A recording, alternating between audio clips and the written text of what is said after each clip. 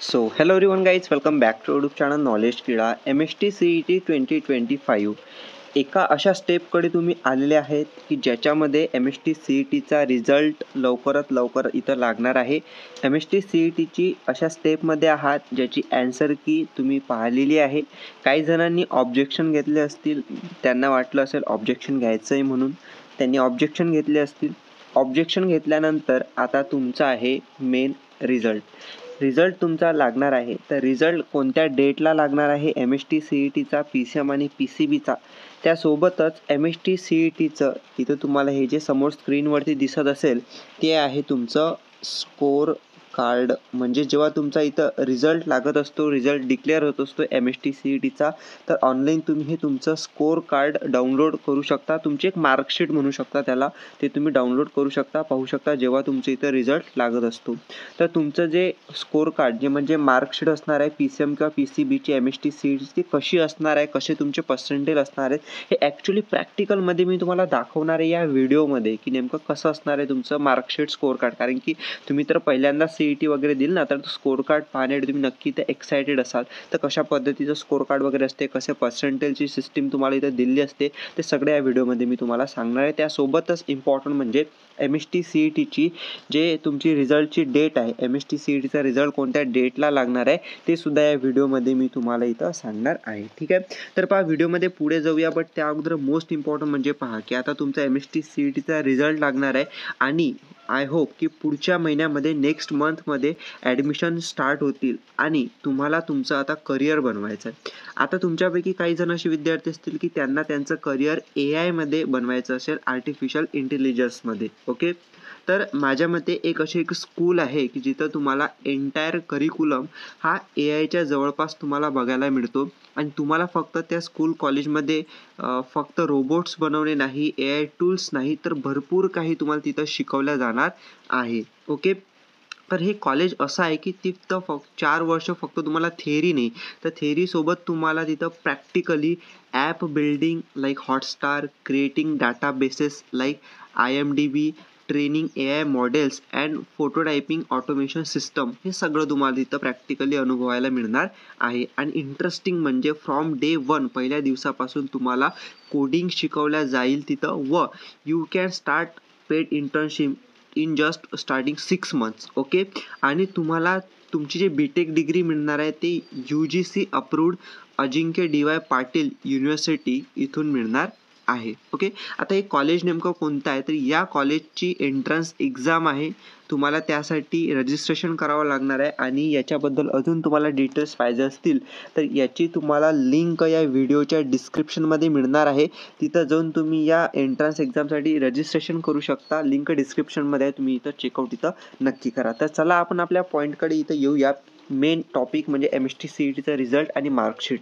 तर पहा सगळ्यात अगोदर मी तुम्हाला हे जे स्कोर कार्ड आहे, जे मार्कशीट आहे MST CETची, ते दाखवतो अगोदर तुम्हाला, नंतर तुमची रिझल्ट डेटसुद्धा सांगतो. ठीक आहे, तर पहा हे जे MST CETचं स्कोर कार्ड आहे, ठीक आहे, हे MST CETचं काय आहे, इथं स्कोर कार्ड आहे.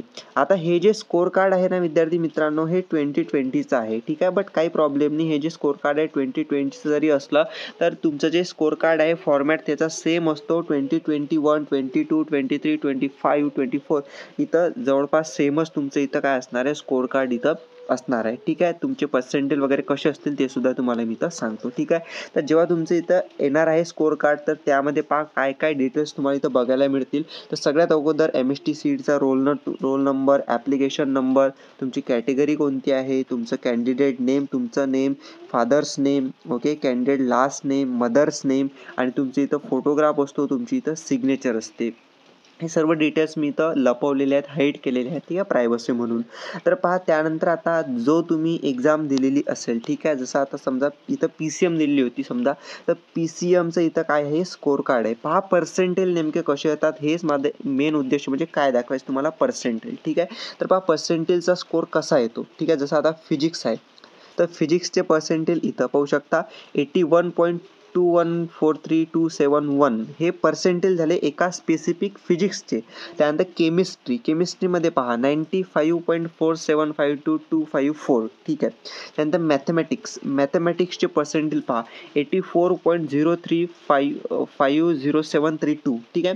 आता टोटल पर्सेंटेज ऑफ PCM म्हणजे फिजिक्स, केमिस्ट्री, मॅथमॅटिक्स. आता काही जण काय म्हणतील की आता हे जे टोटल पर्सेंटेज कसे बनले असतील. आता काही जण काय म्हणतील फिजिक्स प्लस केमिस्ट्री आणि प्लस मॅथमॅटिक्स या तिघांची ॲडिशन करून हे पर्सेंटेज बनले असतील. पण ॲक्च्युअलमध्ये तुम्हाला सांगू काय, तिघांची ॲडिशन करून हे पर्सेंटेज इथं बनलेले नाही आहेत. ओके, हे PCMचे जे स्कोर आहे ना, हा इथं टोटल पर्सेंटेजवरून जरी कॅल्क्युलेट केला असला पण तिघांची ॲडिशन वगैरे असं काही केलं नाही आहे. इथं वेगळा फॉर्म्युला वापरला टोटल पर्सेंटेज काढण्यासाठी आणि त्यावरून तुमची इथं पर्सेंटेज इथं काढलेले आहेत. कारण की तुम्हाला माहिती आहे की पर्सेंटेज आणि पर्सेंटेज यामध्ये इथं डिफरन्स आहे. त्यामुळे पर्सेंटेज हे वेगळे काढलेले आहेत टोटल PCMचे, ठीक आहे.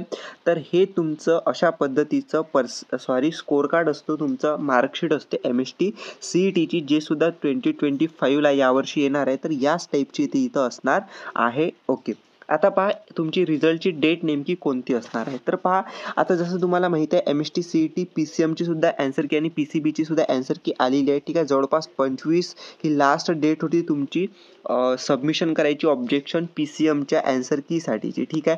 आता PCMची ऑब्जेक्शन तुम्ही समजा सबमिट केले, ठीक आहे. जेवढ्या जणांनी केले असतील. आता PCM PCB दोन्ही झालं ऑब्जेक्शन वगैरे सेंड करून. आता काय येणार आहे रिझल्टच्या स्कोर कार्डच्या अगोदर सुद्धा अजून एक महत्त्वाची स्टेप आहे, ते म्हणजेच की ज्या विद्यार्थ्यांनी इथं ऑब्जेक्शन वगैरे घेतले असतील आणि असतात असे विद्यार्थी की ते ऑब्जेक्शन घेतात आणि ते त्यांचे जे ऑब्जेक्शन आहेत ते बरोबर आहेत का, आणि जर ऑब्जेक्शन बरोबर असतील तर जे क्वेश्चन पेपर होते तुमचे तर त्यामधले किती क्वेश्चन रॉंग होते किंवा किती ऑप्शन चुकीचे दिले आहेत हे CET सेल इथं काय करेल पूर्ण इव्हॅल्युएशन करणार आहे. नंतर इव्हॅल्युएशन केल्यानंतर ते चेक करतील की किती क्वेश्चन इथं रॉंग आपण दिलेले होते किंवा किती ऑप्शन आपण रॉंग इथं आन्सर की मध्ये दिलेले होते ते चेक करतील. आणि जर काही चुका असतील तर ते सांगतील की या शिफ्टमधले या डेटमधले हे क्वेश्चनचे ऑप्शन आम्ही इथं आन्सर कीमध्ये रॉंग दिले, तुम्ही इथं चेक करा. म्हणजेच काय की तुम्ही इथं एकूण चेक करू शकता की पुन्हा तुमचे इथं मार्क्स वाढू शकतात किंवा कमी होऊ शकतात, ठीक आहे. म्हणजे वाढू शकतात, कमी तर आपण नाही बोलू शकत, ठीक आहे. तर आपण पाहूया काय होणार आहे, ठीक आहे. आणि हे एक येणार आहे तुमचं अजून एक नोटीस येणार आहे, स्पेसिफिक तिथं मेन्शन होणार आहे की या डेटचा हा क्वेश्चन इतके मार्क्स वाढणार आहेत तुमची किंवा कमी होणार आहेत या पर्टिक्युलर शिफ्टसाठी, ठीक आहे. ते तुम्हाला समजणार आहे. होऊ शकते 2-3 मार्क्स 1-2 मार्क्स विद्यार्थ्यांना असे मिळून जात असतात, ठीक आहे. आणि त्यानंतर तुमचं इथं रिझल्ट डिक्लेअर होत असतो. आता रिझल्ट जर आपण पाहिलं ना ॲक्च्युअलमध्ये तर तुमचा जून महिन्यामध्येच लागणार आहे, तर फिक्स आहे, ठीक आहे. कारण की आता मेच्या एंडला तुमचं असं ऑब्जेक्शन तुम्ही जे सेंड केलं त्याची एक नोटीस येणार आहे, ठीक आहे. त्यानंतर जून महिन्यामध्ये तुमचा रिझल्ट लागणार आहे. आता पॉसिबिलिटी एक्सपेक्टेड असं आहे की जूनच्या फर्स्ट वीकमध्ये, ठीक आहे, जूनच्या फर्स्ट वीकमध्ये तुमचं इथं रिझल्ट जे स्कोर कार्ड आहे तुमचं इथं येणार आहे. आणि हाय पॉसिबिलिटी म्हणजेच काय 99% असे चान्स आहेत की तुमचा फर्स्ट वीकमध्ये MST CETचा जो रिझल्ट आहे तो इथं डिक्लेअर्ड होणार आहे. कारण की जवळपास समजा आन्सर की आणि आपल्या रिझल्टमध्ये 10 ते 15 दिवसांचा इथं 8 ते 10 दिवसांचा गॅप असतो आणि त्यानुसारच मी इथं माझ्या एक्सपिरियन्सनुसार सांगत आहे की फर्स्ट वीक ऑफ जूनमध्ये तुमचं इथं रिझल्ट लागू शकतो MST CETचा, ठीक आहे. आणि हे हाय पॉसिबिलिटी आहे आणि तुम्ही हे नक्की शेअर करा प्रत्येक विद्यार्थ्यांसोबत जे मी तुम्हाला स्कोर कार्ड दाखवलेलं आहे आणि जे तुम्हाला रिझल्ट डेट सांगितलेली आहे, ठीक आहे. अजून काही अपडेट आले तर मी तुम्हाला नक्की देणार आहे. त्यावेळी चॅनल सबस्क्राईब करून ठेवा आणि ॲडमिशनच्या प्रोसेसमध्ये आपण पुढे जाऊया. त्यावेळी चॅनलला इथं नक्की तुम्ही सबस्क्राईब करून ठेवा आणि बेल नोटिफिकेशन ऑलवरती सेट करा. Thank you for watching the video. Stay connected. Thank you.